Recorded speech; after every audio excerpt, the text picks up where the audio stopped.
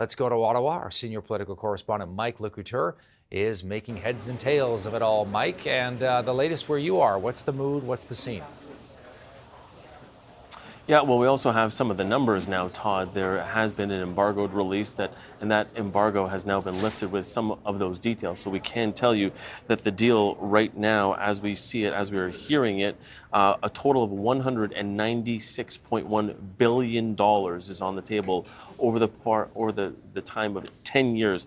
That's 46.2 billion in new funding for provinces and territories to improve health services. We're also seeing 25 billion over 10 years through these tailored bilateral agreements. So there you're seeing right there the two streams of and the envelopes of cash that will be going out. We're also expected to see 5% Canada Health Transfer guarantees for the next 5 years. So you remember that sort of health transfer that we are seeing on an annual basis. The provinces and territories, the premiers have been asking for that to move from 3% to 5%. It looks like the federal government is putting that down on paper now.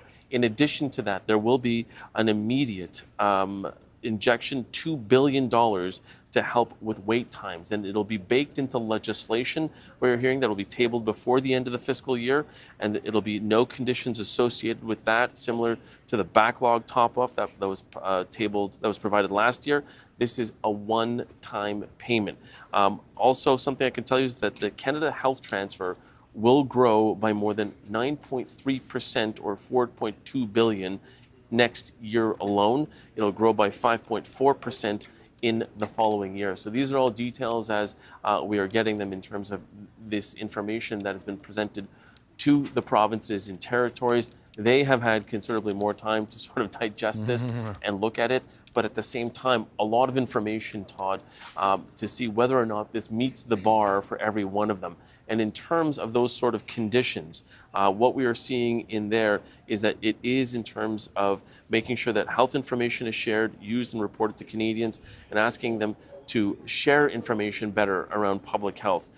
There are a number of sort of elements that are baked into that, and I think that is going to be where we will really want to sort of press some of these premiers, especially if possible ago, who had said, we're okay with sharing data, but we're not okay with more conditions on that cash. So it'll be key when they do emerge from that meeting to ask them if they've had enough time to digest this, and if they can give it a thumbs up or a thumbs down as they leave Ottawa eventually over the next 24 hours. Yeah, so you're saying 196 billion over 10 years, and the question, Mike, will be, is that enough? Are they going to be happy with that? Do they want more? And, getting the details over, where that money goes and how to have the markers and the metrics over where it's spent.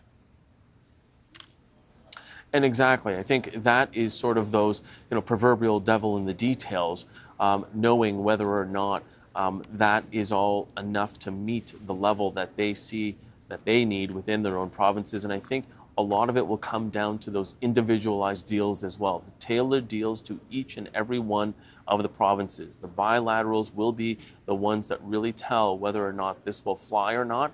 And it could be the same type of thing where we will see provinces agree to their own bilateral agreement, like we did for the childcare deal over the last couple of years.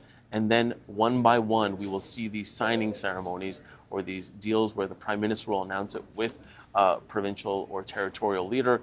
And then there will be sort of that countdown going on to know whether or not how many provinces are left. But considering the state of the healthcare system right now in this country, you'd have to think that provinces and territories and the premiers and the leaders of those provinces and territories are extremely keen to get this done. Yeah, and so politically, Mike, which you are always a keen observer on in this country of ours, there's a way for everybody to declare victory. The premiers can go back to their provinces and they can say, look, we held Ottawa's feet to the fire. We pushed the Prime Minister. We got the money for healthcare funding. And Justin Trudeau can say, look, it's all about compromise in this federation. We heard the demands. We compromised. We came up with a deal. It's a win-win-win all around. Think about election cycles as well, Todd, when you consider the fact that both Premier Legault and Premier Ford have just come off election wins, decisive election wins. Who is left to head to the polls this year? Well, that's Premier Stephenson in Manitoba and Premier Smith in Alberta.